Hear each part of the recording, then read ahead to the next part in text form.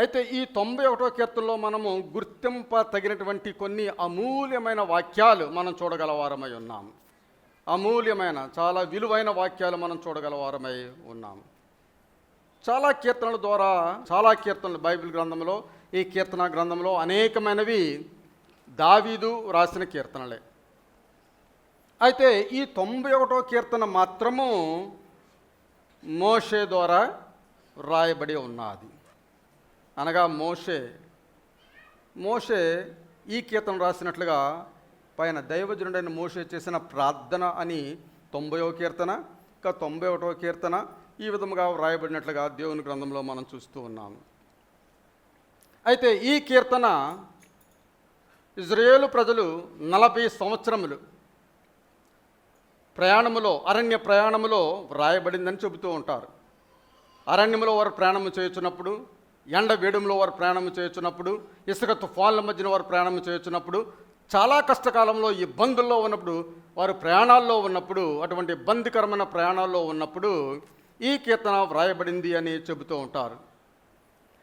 దేవుడు తన ప్రజలకు ఇచ్చిన రక్షణ, కాపుదల అర్థం చేసుకొని దేవుని ఏ విధముగా మహింపరచాలో అని మోషే ఈ కీర్తన వ్రాయించి ఉన్నాడు.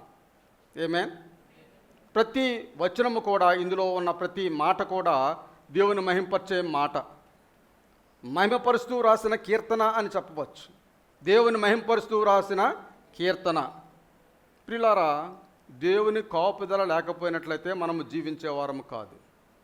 ఆయన కాపుదలే మనల్ని జీవింపచేయచ్చు ఉన్నది. దేవుని నామమున స్తోత్రం చెల్లించండి. ఇజ్రాయేలు ప్రజలు ఒక్క వారం కూడా జీవించేవారు కాదు ఆయన కాపుదల లేకపోయినట్లయితే. ఒక వారం నిలబడేవారు కాదు ఆయన కాపుదల లేకపోయినట్లయితే. మనం కూడా ఈ వైరస్ మనం తాకినప్పుడు కూడా మనం నిలబడి ఉన్నామంటే దేవుని యొక్క కాపుదల మాత్రమే. అనేక మందిని వైరస్ తాకింది, అయినప్పుడు కూడా ఆ భయంకరమైన మహమ్మారి నుండి బయటకు వచ్చి ఇప్పుడు దేవుని నామాన్ని మహిమపరుస్తున్నాం అనగా అది దేవుని యొక్క ఉచితమైన కృప మాత్రమే. దేవుని నామానికి మహిమ కలుగును గాక. ఇజ్రాయేలు ప్రజలు వారు అరణ్యము గుండా నడుచుకుంటూ వెళ్ళినప్పుడు వారు నీళ్లు లేని ప్రదేశానికి వచ్చినప్పుడు దేవుడు వారికి రాతి నుండి నీళ్లు ఉపకజేశాడు. ఆ నీళ్లు వారు రావడం చూశారు. రాతి నుండి నీళ్లు రావడం చూశారు. వారు ఆ నీళ్లు త్రాగి బ్రతికారు. అటువంటి అద్భుతాలు వారు చూశారు. ఆ తర్వాత ఆహారం లేనప్పుడు మాకు ఏమిటి ఆహారం అన్నప్పుడు ప్రలోకములో నుండి మన్నా కురిపించడం ఆహారం.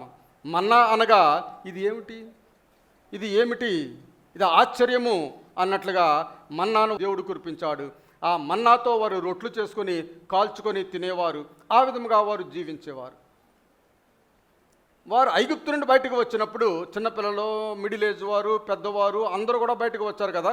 బయటకు వచ్చి వారు 40 సంవత్సరాలు కూడా అరణ్యంలో నడుస్తూ వెళ్ళుచూ ఉన్న సమయంలో జరిగింది ఏమిటంటే, వారు ఎప్పుడూ బట్టలు కుట్టించుకోలేదు, టైలర్స్ పని లేదు, చెప్పులు కుట్టు వారి పని లేదు, ఏ పని లేదు. వారు ఎదుగుచూ ఉన్నారు, వారితో పాటు బట్టలు కూడా వెదుగుచున్నాయి.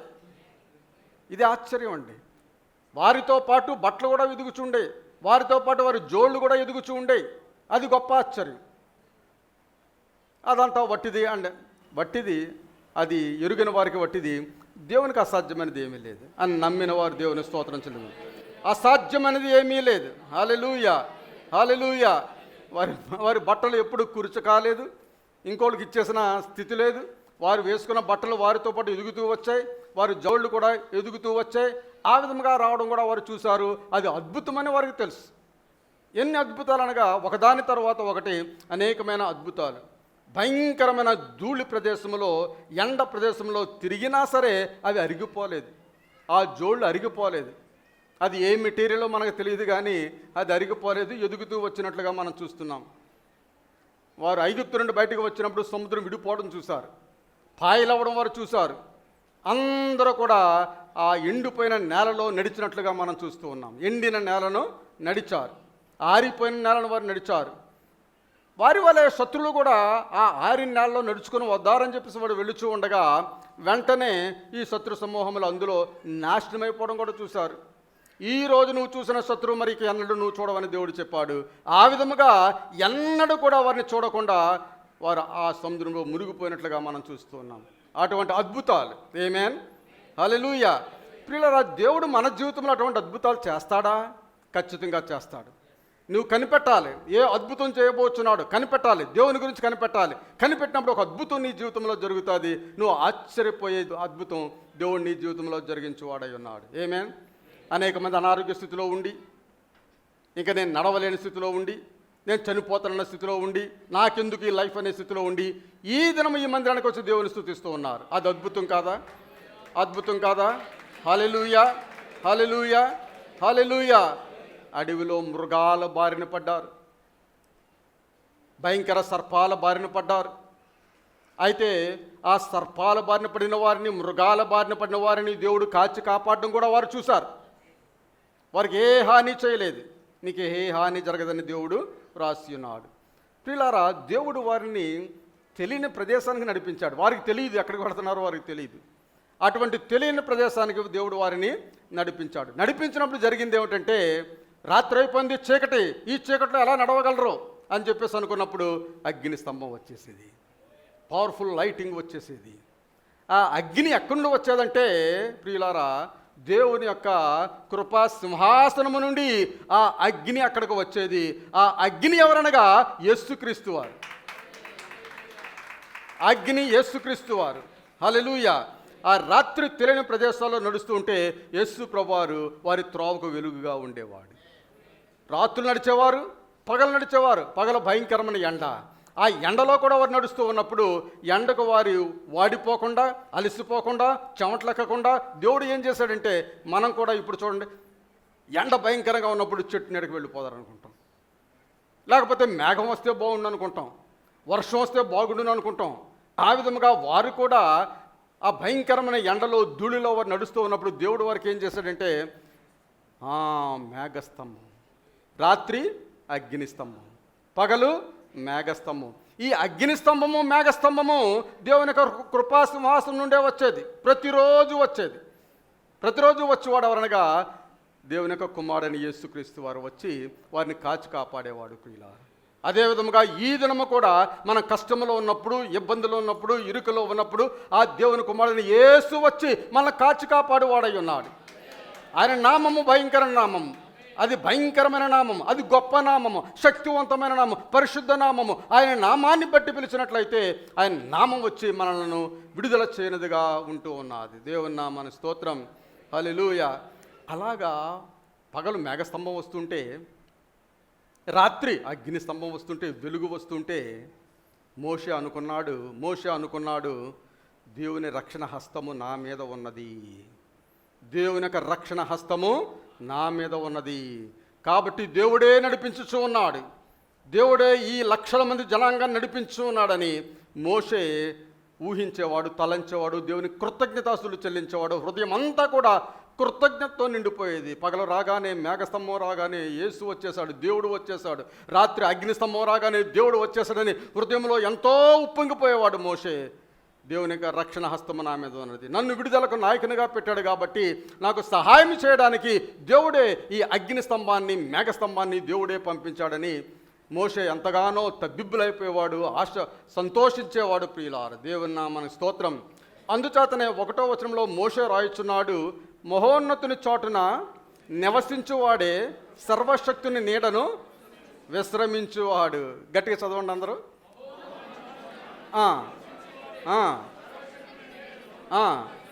హల్లెలూయా, హల్లెలూయా, హల్లెలూయా. అయితే ఇక్కడ అకస్మాత్తుగా మోషే ఇక్కడ అంటున్నాడు ది సీక్రెట్ ప్లేస్, ఇక్కడ రహస్య స్థావరం అంటున్నాడు, చాటున అంటున్నాడు, ఆఫ్ ది మోస్ట్ హై. మహోన్నతుడైనటువంటి దేవుని చాటున ఎవరైతే నివసిస్తారో అని అంటున్నాడు. ఆమేన్. మహోన్నతుని చాటున నివసించువాడు అని అంటున్నాడు. ఆ రహస్య స్థలము నివసించడము సాధ్యమే అని చెప్పబడుతుంది. ఆ రహస్య స్థావరంలో మనం నివసించడము సాధ్యమే అని మోషే రాయచున్నాడు. చాటు నివసించువాడే సర్వశక్తుని నీడను, ఆ పగలు మేఘస్తంభముగా ఉన్న సర్వశక్తుని యొక్క నీడలో విశ్రమించువారుగా, అనగా సేద తీర్చుకున్న వారిగా, శాంతి పొందుకున్న వారిగా, సమాధానము కలిగిన వారిగా రండి, నేను మీకు విశ్రాంతినిస్తానని దేవుడు సెలవిచ్చాడు. కాబట్టి ఆ విశ్రాంతి ఈ మహోన్నతుని చోటను దొరుకుతుందని మోషే రాయిచూ ఉన్నాడు. దేవుని నామమునకు స్తోత్రం. హల్లెలూయా. ఇక్కడ ఇంగ్లీష్లో ఒక మాట డ్వెల్లింగ్ అంటాడు. డ్వెల్లింగ్, DWELLING, డ్వెల్లింగ్ అని రాస్తాడు. డ్వెల్లింగ్ అనగా నివసించడం, అక్కడ ఉండడం, అక్కడ నుండి పారిపోవడం కాదండి, అక్కడ నివసించడం. హెబ్రీ భాషలో కూడా నివసించడము అని అర్థం వచ్చినట్లుగా అక్కడ హెబ్రీ బైబిల్లో కూడా వ్రాయబడి ఉన్నది. అక్కడ ఏమిటంటే రిమైన్, క్లైమ్ టు రిమైన్, అక్కడ మనం ఉండాలి అని దేవుడు ఆ రహస్య స్థావరంలో ఉంచువానిగా ఉన్నాడు. ఆమేన్. దేవుని రహస్య స్థలంలో మనం ఉన్నట్లయితే మాటి మాటికి మనం బయటకు వచ్చి ఎండ దెబ్బ తినేసి లోనకి వెళ్ళిపోయి మంచినీళ్ళు తాగి మళ్ళీ బయటకు వచ్చి ఎండ దెబ్బ తినేసి ఇంట్లో ఉండి జ్వరం పెట్టుకొని ఆ విధంగా దేవుడు చేయడండి. ఆ రహస్య స్థావరంలో ఉన్నప్పుడు సంపూర్ణ ఆరోగ్యంగా, సంపూర్ణమైన శాంతితో, సంపూర్ణమైన సమాధానంతో దేవుడు మనల్ని కాచి కాపాడువాడై ఉన్నాడు. ఆమేన్. హల్లెలూయా. అయితే ఇది ఒకసారి ఉండి ఒకసారి పోయేది కాదు, అది కంటిన్యూగా ఉండేది. ఆ ఆరోగ్యము, ఆ సమాధానము, సంతోషము ఇదంతా కూడా కంటిన్యూగా ఉండేది ప్రియులారా. అబైడ్ ఇన్ సీక్రెట్ ప్లేస్ అంటాడు. అబైడ్, నివసించడము, ఆ రహస్య స్థావరంలో మనము నివసించడము అని అంటాడు. అయితే నివసించడము అనేది మన గృహంలో నివసించినట్లయితే మనం ఒకే గృహంలో ఉంటాం, ఒకేసారి 10 గృహాల్లో ఉండం కదా, ఒకే గృహంలో మనం నివసిస్తాం కదా. అదే విధముగా నివసించడం అనేది మన లైఫ్ స్టైల్, మన జీవన విధానము. ఏ విధముగా నివసిస్తామో అది మన జీవన విధానము అయిపోతుంది ప్రియులారా. ఆ దాగుచోటులో మనం నివసించినట్లయితే పరిణామాలు ఏమిటి, ఆ దాగుచోటులో మనం ఉన్నట్లయితే మనకు జరిగే లాభాలు లేక రిజల్ట్స్ లేక ఫలితాలు ఏమిటి అని మనం చూసినప్పుడు అదే వాక్యంలో 2వ భాగంలో అంటున్నాడు, చదవండి. ఆయనే నాకు ఆశ్రయము, నా కోట, నేను నమ్ముకొను నా దేవుడని నేను యెహోవాను గూర్చి చెప్పుచున్నాను. దేవుని నామమున స్తోత్రం చెల్లిందాం. హల్లెలూయా, హల్లెలూయా. ఈ 2వ భాగంలో అంటున్నాడు, సర్వశక్తుని నీడను విశ్రమించువాడు, సర్వశక్తుని నీడను విశ్రమించువాడు దేవుడు యొక్క నిజమైనటువంటి నీడ అనుగ్రహించువాడై ఉన్నాడు, నిజమైనటువంటి నీడ అనుగ్రహించువాడై ఉన్నాడు. ఆయన అటువంటి నీడను ఇవ్వగలడు. కానీ ఆ నీడను గూర్చి ఈ వాక్యములో ఏమీ చెప్పడం లేదు, ఆ నీడను గూర్చి వాక్యములో ఏమీ చెప్పబడడం లేదు. అయితే నీడ అని రూపకాలంకారంగా బైబిల్ గ్రంథంలో రాయబడింది. నీడ అని బైబిల్ గ్రంథంలో ఎక్కడైతే కనబడిందో అక్కడ దేవుని యొక్క హస్తం ఉన్నదని చూడాలి. జెహోవా గాడ్, నీడ అనగా యెహోవా దేవుడు. యెహోవాని మనం మామూలుగా పిలుస్తాం, కానీ అది మామూలుగా పిలిచే మాట కాదు. యెహోవా అనే మాట పిలవగానే దేవుని నామం స్తుతింపండుగా కానీ చెప్పిన తర్వాతే ఆ మాటను పిలవాలి, కానీ మనం సింపుల్గా పిలిచే మాట కాదు. అది ఉచ్చరింప సఖ్యము కానటువంటి మాట. యెహోవా అనే మాట ఉచ్చరింప సఖ్యము కానటువంటి మాట. మనకు అర్థమయ్యే రీతిలో, ఉచ్చరింపడానికి సరిపడే రీతిలో మనం మాట్లాడుకుంటున్నాం, కానీ అది నిజమైన మాట కాదు. ఆమేన్. హల్లెలూయా. షాడో, నీడ అనగా ఇంగ్లీష్లో షాడో, షాడో అంటారు కదండి. షాడో అనగా the visible presence of Jehovah God. దేవుని యొక్క సన్నిధి కనబడినట్లుగా ఆయన సన్నిధి మన మధ్యకు వస్తుంది. ఆ నీడ ఎప్పుడైతే వచ్చిందో దేవుని యొక్క సన్నిధి మన మధ్యకు వచ్చినట్లుగా చూడగలం. యెషయా గ్రంథంలో అంటాడు 60వ అధ్యాయం 2వ వచనంలో, చూడుము భూమి మీద చీకటి కమ్ముచున్నది, కటిక చీకటి జలములను కమ్ముచున్నది, యెహోవా నీ మీద ఉదయించుచున్నాడు, యెహోవా నీ మీద ఉదయించుచున్నాడు, ఆయన మహిమ నీ మీద కమ్ముచున్నది. ఆయన మహిమ అనగా ఆయన నీడ నీ మీదను కమ్ముచున్నది. హల్లెలూయా, హల్లెలూయా, హల్లెలూయా. మత్తయి సువార్త 17:5 అంటాడు, అతడు ఇంకను మాట్లాడుచుండగా ప్రకాశమైన ఒక మేఘము వారిని కమ్ముకొనెను, ప్రకాశమైన మేఘము వారిని కమ్ముకొనెను అంటాడు. ఆ మేఘం అనగా నీడ, ఆ నీడ అనగా జెహోవా గాడ్, యెహోవా దేవుడు ఆ నీడగా వచ్చి ఉన్నాడు. ఇంకా అపోస్తలుల కార్యాలు 1:9 అంటాడు, ఆయన ఈ మాటలు చెప్పి వారు చూచుచుండగా ఆయన ఆరోహణమాయెను, అప్పుడు వారి కన్నులకు కనబడకుండా ఒక మేఘము, వారి కన్నులకు కనబడకుండా ఒక మేఘము ఆయనను కొనిపోయెను. ఒక మేఘమనగా నీడ, నీడనగా జెహోవా గాడ్, దేవుడే యేసును తీసుకుని వెళ్ళిపోయాడు. హల్లెలూయా. యేసు ప్రభువు తనకు తాను వెళ్ళిపోలేదండి, దేవుడు వచ్చి ఆయన తీసుకుని వెళ్ళినట్లుగా దేవుని వాక్యం సెలవిస్తున్నది ప్రియులారా. బైబిల్ గ్రంథంలో ఈ నీడను గురించి ఏమి చెబుతున్నది మనం చూడాలి అంటే, ఇది దేవునికి అభిషేకము. నీడ అనగా దేవుని యొక్క అభిషేకము. చెప్పండి, అభిషేకము, అనాయింటింగ్, అభిషేకము. ఇది దేవునికి అభిషేకమని దేవుని యొక్క సన్నిధి. నీడను ఎక్కడైతే వ్రాయబడి ఉన్నదో అది దేవుని యొక్క సన్నిధి. నీవు ఎప్పుడైనా దర్శనం చూసినప్పుడు దర్శనంలో మేఘము కనబడినా, దర్శనంలో నీడ కనబడినా దేవుని యొక్క సన్నిధి నీ దగ్గరకు వస్తూ ఉన్నదని గమనించాలి. ఆమేన్, హల్లెలూయా. దేవుని సన్నిధి ఆవరించుట అని బోధించున్న దేవుని సన్నిధి ఆవరించుట. పరిశుద్ధాత్మ ఆమెను కమ్ముకొన్నది అంటాడు. లోకాసువార్తలో పరిశుద్ధాత్మ ఆమెను కమ్ముకొన్నది అని వ్రాయబడిందండి. పరిశుద్ధాత్మ ఆమెను కమ్ముకొన్నది అనగా ఒక నీడ, ఒక మేఘము ఆమెను కమ్ముకొన్నది అంటాడు. ఆమేన్, హల్లెలూయా. అప్పుడు ఆమె గర్భము ధరించింది, యేసుకు జననమిచ్చింది. గర్భము ధరించి యేసుకు జననమిచ్చినది. అదే విధముగా అదే మేఘము, అదే నీడ మనల్ని కూడా కమ్ముకున్నట్లయితే మనము కూడా యేసుకు జన్మనిచ్చువారిగా ఉంటాం.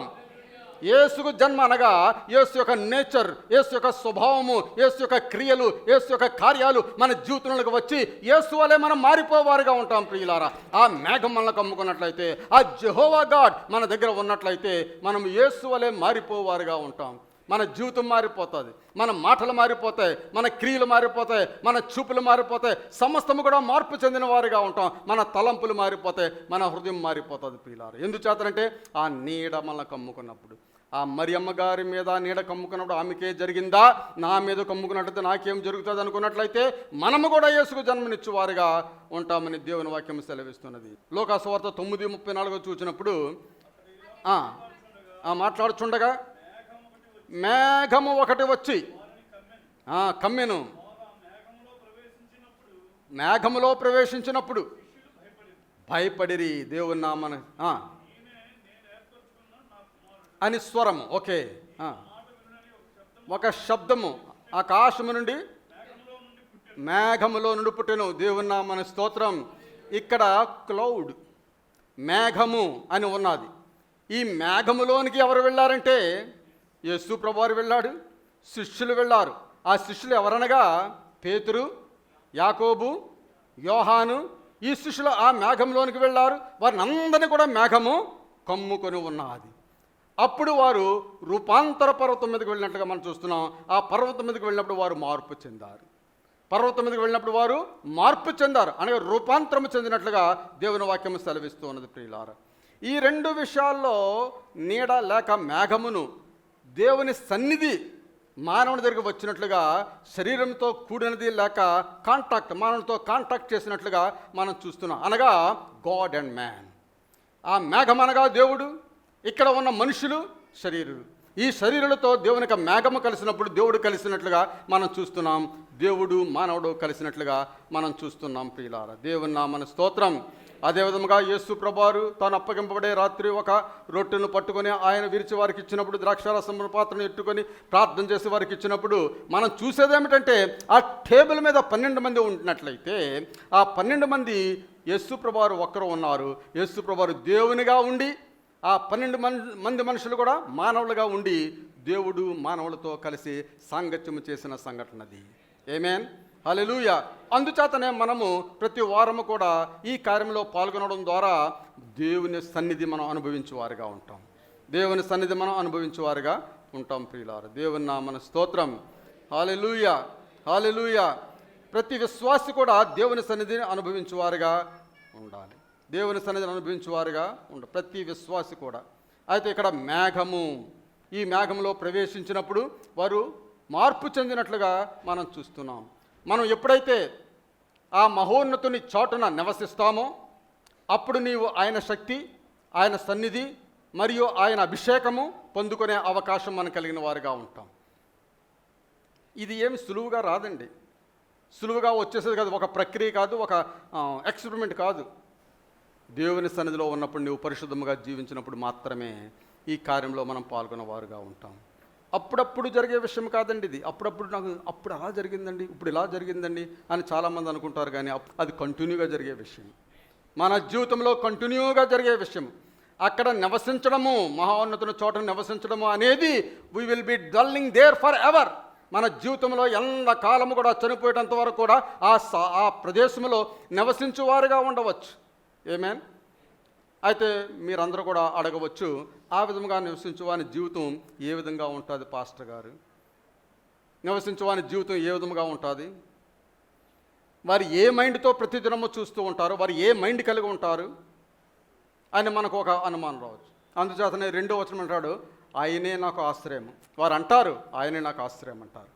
వారు ఏ మైండ్తో ఉంటారండి?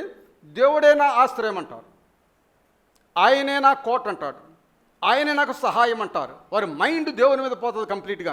మానవుల మీద కాకుండా, డబ్బు మీద కాకుండా, పలుకుబడి మీద కాకుండా, ఇంకా దేని మీద కాకుండా వారి మైండ్ అంతా కూడా దేవుని మీదకు వెళ్ళిపోతుంది. దేవుని నామమున మహిమ కలుగునుగా.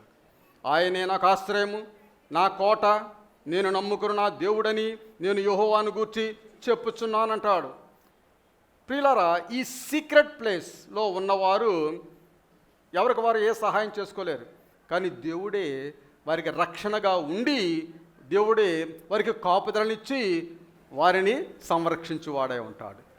చిన్న కోడి పిల్లలను ఆ కోడి పెట్ట ఏ విధముగా సంరక్షిస్తాదో, లేకపోతే ఒక పులి పిల్లలను ఆ పులి ఏ విధముగా సంరక్షిస్తాదో, లేకపోతే మనకు పుట్టిన చిన్న బిడ్డలను మనం ఏ విధముగా సంరక్షిస్తామో, దేవుడు మళ్ళీ ఆ విధముగా అక్కడ సంరక్షించువాడై ఉంటాడు. ఆయనే సమస్తము చూచువాడై ఉన్నాడు. ఆమేన్, హల్లెలూయా.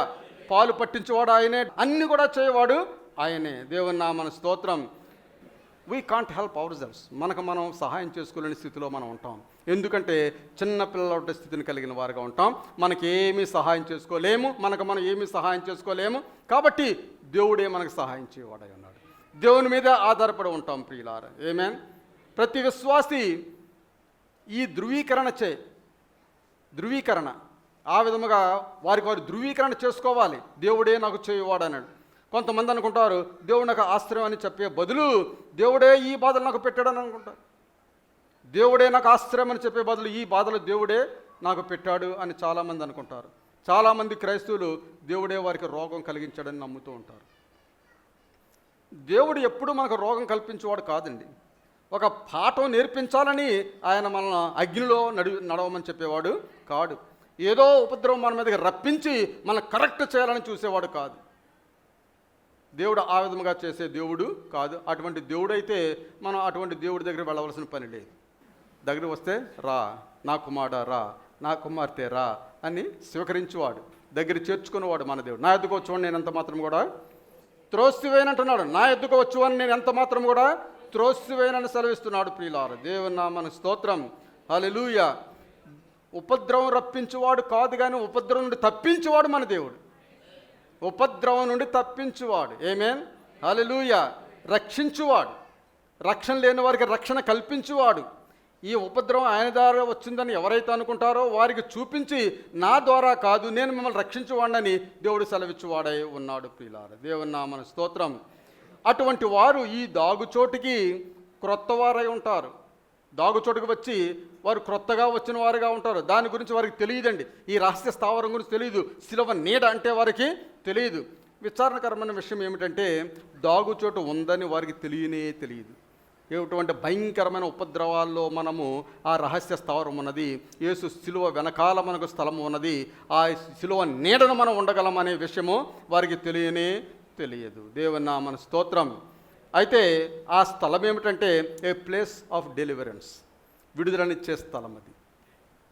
కష్టంలో ఉన్న వారికి, ఇబ్బందిలో ఉన్న వారికి విడుదలనిచ్చే స్థలం అది. మోషే అంటున్నాడు 3వ వచనంలో, వేటకాని ఊరిలో నుండి ఆయన నిన్ను విడిపించును, నాశనకరమైన తెగులు రాకుండా నిన్ను రక్షించును. దేవుని నామమున స్తోత్రం. ఇక్కడ వేటగాడు అంటే పక్షులను జంతువులను వేటాడే వేటగాడు అని మనం తీసుకోవచ్చు. కానీ ఇదే మాట మెటాఫర్లో అనగా రూపకాలంకరంగా దేవుడు ఇక్కడ రాసి ఉన్నాడు. వేటగాడు అనగా సాతాను, వేటగాడు అనగా మన వ్యతిరేకి, మనల్ని నాశనం చేయాలనుకునేవాడు, మనకు నష్టం కలుగజేయాలనుకునేవాడు, మన ఆనందాన్ని సంతోషాన్ని తీసివేయాలనుకునేవాడు, మనకు అనారోగ్యం కలుగజేయాలనుకునేవాడు సాతాను. ఆ సాతానుని ఇక్కడ మోషే ఏం రాశాడంటే వేటగాడు. వేటగాని యొక్క ఉరి ఒడ్డుతాడండి.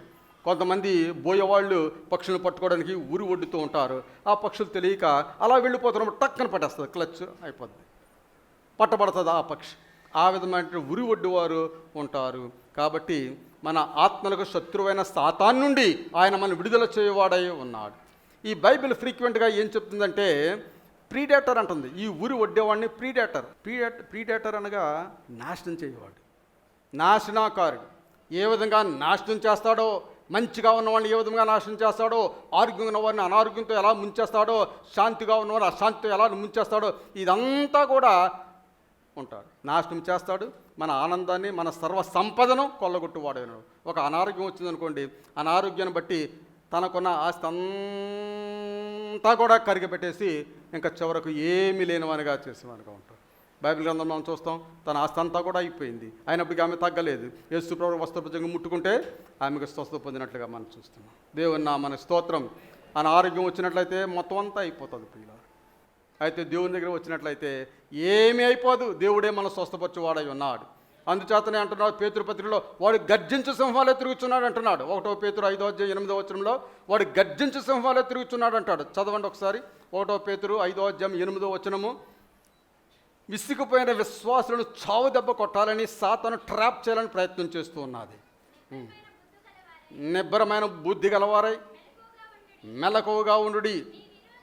మీ విరోధి అయిన అపవాది గర్జించు సింహం వలె ఎవరిని మృంగుదునా అని వెదుకుచూ తిరుగుచున్నాడు. దేవుని నామమున స్తోత్రం. హల్లెలూయా. ఆ గర్జించు సింహం వలె వాడు వెదుకుచూ తిరుగుచూ ఉంటే ఎవరిని పట్టుకుంటాడండి? ఎవరిని పట్టుకుంటాడు? ఎవరైతే దాగుచోటులో లేరో వాడిని పట్టుకుంటాడు. దాగుచోట్లో ఉన్నవాడిని పట్టుకోరు. రహస్య స్థావరంలో ఉన్నవాడిని పట్టుకోరు. యేసు రక్తం, యేసు యేసు అని చెప్పేవాడిని వాడు పట్టుకోలేడు. యేసు రక్తం అని చెప్పగానే అది అల్లంత దూరం పారిపోద్దండి. యేసు రక్తము అని చెప్పగానే అది పారిపోతుంది. మా నాన్నగారు ప్రార్థన చేస్తున్నప్పుడు యేసు రక్తం జయం, యేసు రక్తం జయం ప్రార్థన చేస్తుంటే ఈ రోగులు వాళ్ళకి మంటెక్కిపోయేదంట. శరీరం అంతా కూడా మంటెక్కిపోయి యేసు రక్తం అనే మాట మాట్లాడొద్దండి, రక్తం అనే మాట మాట్లాడొద్దండి అనేవారు. యేసు రక్తం అనగా అంత భయంకరమైన శక్తివంతమైనది. ఆ రక్తాన్ని ఎవరు కూడా ఆపజేయలేరు. అటువంటి గొప్ప శక్తివంతమైన రక్తం మనం ఉచ్చరించినట్లయితే, hang on to the blood of Jesus, యేసు రక్తాన్ని పట్టుకొని మనం వేలాడినట్లయితే ఆ రక్తమే మనల్ని ప్రొటెక్షన్ ఇస్తుంది. ఆ రక్తమే ప్రొటెక్షన్ ఇస్తుంది. శిరము నుండి అరికాల వరకు అయిన రక్తంతో కప్పబడాలి. ప్రతి ఉదయం మనం ప్రార్థన చేసినప్పుడు, నీ రక్తంతో నన్ను కప్పు ప్రభువా, నీ రక్తంతో నా బిడ్డలను కప్పు ప్రభువా, నీ రక్తంతో నా భార్యను కప్పు ప్రభువా, నీ రక్తంతో నా కుటుంబీకులందరినీ కప్పు ప్రభువా అని మనం ఎప్పుడైతే ప్రార్థన చేస్తామో, మనం విశ్వాసంతో అడిగినప్పుడు దేవుడు తన రక్తంతో మన కప్పువాడై ఉన్నాడు. ఆ రక్తం ఉన్నట్లయితే ఆ రక్తానికి సాతాను దగ్గరకు రాలేదు. చాలా దూరం పారిపోతుంది. సాతాను దగ్గరకు రాలేదు ప్రియులారా. దేవుని నామమున స్తోత్రం. మీ అపవాది అనగా మన వ్యతిరేకి, మన శత్రువు అయినటువంటి ఈ సాతాను ఎవరిని మృంగుదునా అని గర్జించే సింహం వలె వాడు తిరుగుచూ ఉన్నాడు అంటున్నాడు.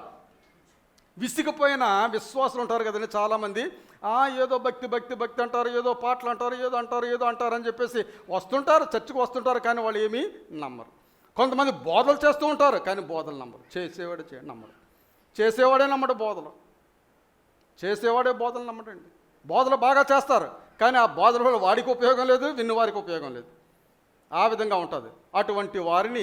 అటువంటి వారు విసిగిపోయిన విశ్వాసులు అంటారు. విసిగిపోయిన విశ్వాసులను చావు దెబ్బ కొట్టాలని సాతాను ఎప్పుడు కూడా ప్రయత్నం చేస్తున్నది. వారిని ట్రాప్ చేయాలని ప్రయత్నం చేస్తున్నది. ఏ విషయంలో వీక్గా ఉన్నాడు, ఏ విషయంలో నీరసించిపోయాడు, ఆ విషయంలోనికి వెళ్ళి పట్టుకోవాలని చూస్తుంటుంది. ఏ విషయంలో నువ్వు నీరసించిపోయి ఉన్నావు, ఆ విషయం సాతాను పట్టుకొని, అది కూడా నువ్వు నోటితో చెప్పితేనే సాతాను తెలుస్తుంది. అదేమీ ఆటోమేటిక్గా ఊహించి నీ దగ్గరకు వచ్చేయలేదండి. అంత శక్తి దానికి ఏమీ లేదు. నీ మాటల ద్వారా దాన్ని, నీ యొక్క బలహీనతను బయట పెడుతుంటావు. మాటల ద్వారా నీ బలహీనతను బయట పెడుతుంటావు. బయట పెట్టినప్పుడు సాతాను వచ్చి పట్టుకుంటుంది. సాతాను ఆలకిస్తుంది. దాని చెవులు చాలా పెద్ద చెవులు ఉంటాయి. సాతాను వచ్చి ఆలకిస్తూ ఉంటుంది ప్రియులారా. ఇంకా నాశనమైన తెగులు అనగా, నాశనమైన తెగులు పెస్టిలెన్స్ అంటాడు, విడుదల అంటాడు, నాయిసమ్ పెస్టిలెన్స్ అంటాడు. వీటి నుండి విడుదల చేస్తానంటున్నాడు. నాశనమైన తెగులు హెబ్రీ భాషలో దబార్. ఆ భాష మనకు అనవసరం, కానీ హెబ్రీ భాషలో దీన్ని అంటారు నాశనమైన తెగులు అంటారు. తెగులు అని రాయబడి ఉన్నది. తెగులు అనగా on rushing calamity or plague అనే జబ్బు వచ్చింది కదండి. ఆన్ రషింగ్ కలామిటీ అనగా అది కంటిన్యూగా జరుగుతున్న జబ్బు. అది ఎక్కడ ఆగిపోదు, కంటిన్యూగా ఉంటుంది. చాలా రష్యంగా, చాలా వేగవంతంగా అది జరుగుతున్న జబ్బు. ఆ జబ్బు నుండి దేవుడు మనల్ని విడుదల చేస్తానని దేవుడు మాట్లాడుచున్నాడు ప్రియులారా. ఈ భయాందోళన కలిగించే సంఘటనలన్నీ కూడా మనం చూసినప్పుడు మనకు ఎక్కడైతే దాగుచోటు ఉంటుందో, ఎక్కడైతే ప్రశాంతత ఉంటుందో, ఎక్కడైతే మంచిగా జీవించాలనుకుంటామో, ఎక్కడైతే మంచి వాతావరణం ఉంటుంది అనుకుంటామో అక్కడికి పారిపోవాలని మనం అనుకుంటాం పిల్లలు. మన హృదయం ఆ విధముగా ఉంటుంది. అయితే ఇక్కడ ఇంగ్లీష్ బైబిల్లో చదువుతున్నాడు 91:3 అంటున్నాడు, షూర్లీ అని వాడాడు. ఆ మాట 3వ వచనంలో షూర్లీ అనగా తప్పనిసరిగా విడిపించబడతాడు. తప్పనిసరిగా, షూర్లీ అనగా తప్పనిసరిగా విడిపించబడతాడు అని రాయబడి. Surely he shall deliver you.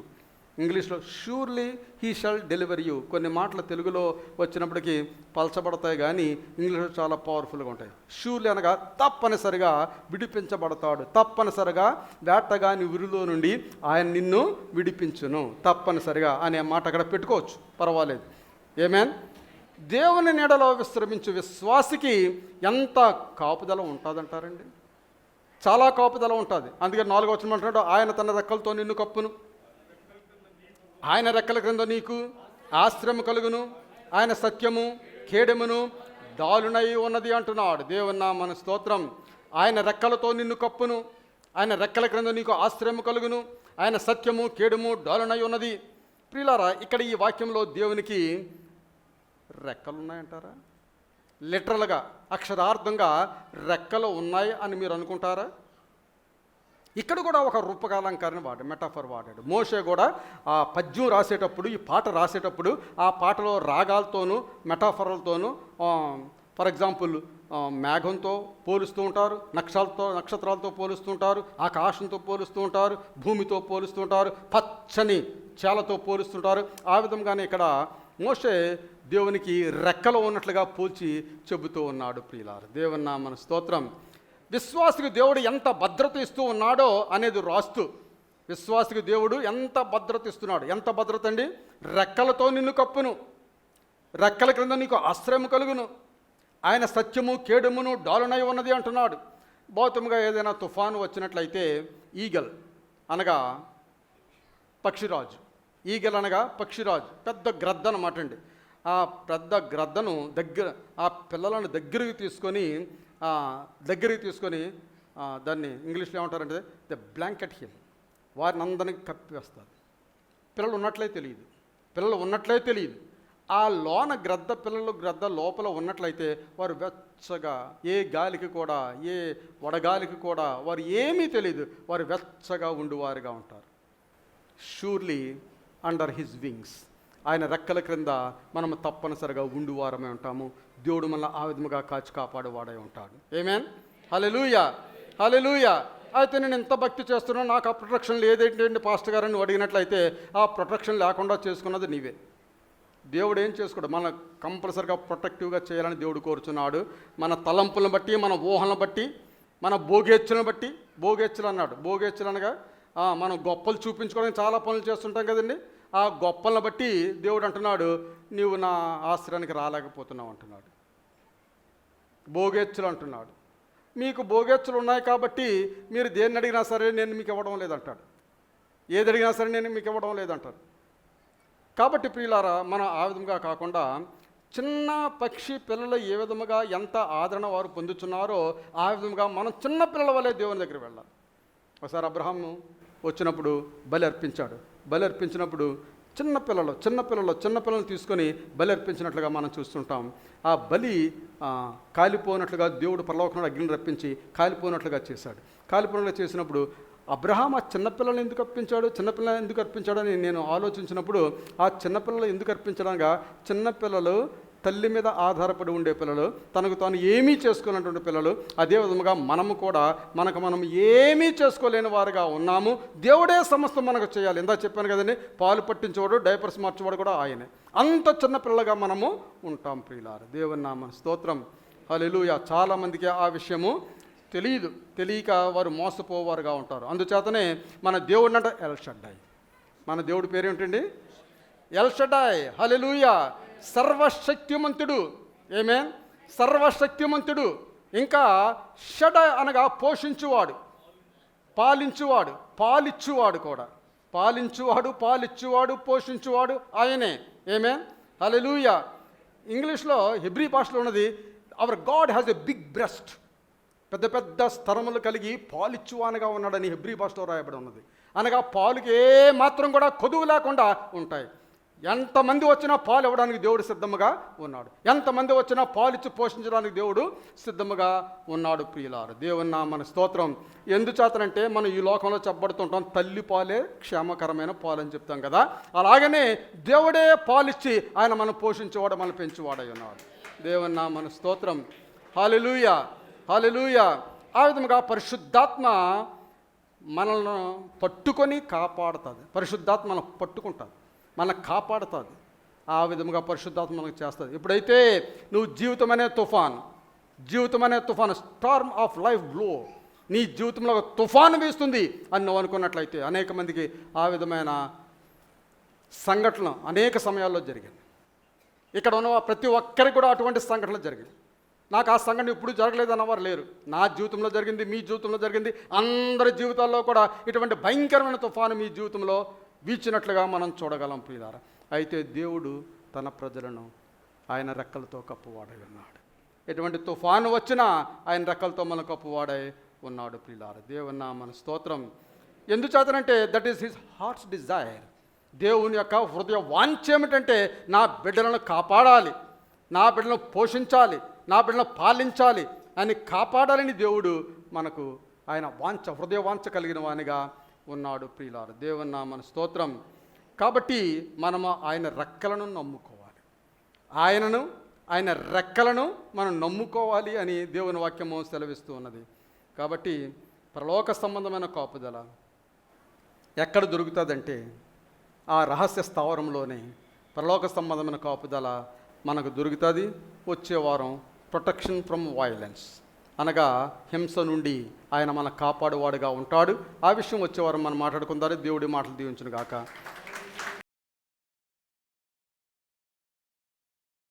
ఈరోజు చెప్పిన వాక్యాన్ని పట్టుకోవడానికి వందనాలు, స్తోత్రాలు నాయన. ఆ వాక్యం ద్వారా మేము ఆ రహస్య స్థావరంలో ఏ విధముగా ఉండాలో, శిలువ చోటను ఏ విధముగా ఉండాలో, శిలువ నీడను ఏ విధముగా ఉండాలో మీరు మాకు నేర్పించమని ప్రార్థన చేయొచ్చు. మీరే దీవించి మహిమ పొంది ఆశీర్వదించవలసింది యేసు పరిశుద్ధ నామమున అడుగుచున్నాం తండ్రి, ఆమేన్. యేసు రక్తం జయం, యేసు రక్తం జయం, యేసు నామమున సంపూర్ణ జయం కలుగును గాక. తండ్రి అయిన దేవుని యొక్క ప్రేమ, కుమారుడు యేసు ప్రభువారి కృప, పరిశుద్ధాత్మ సహవాసము కూడి వచ్చిన బిడ్డలందరికీ తోడైండును గాక. ఆమేన్, ఆమేన్.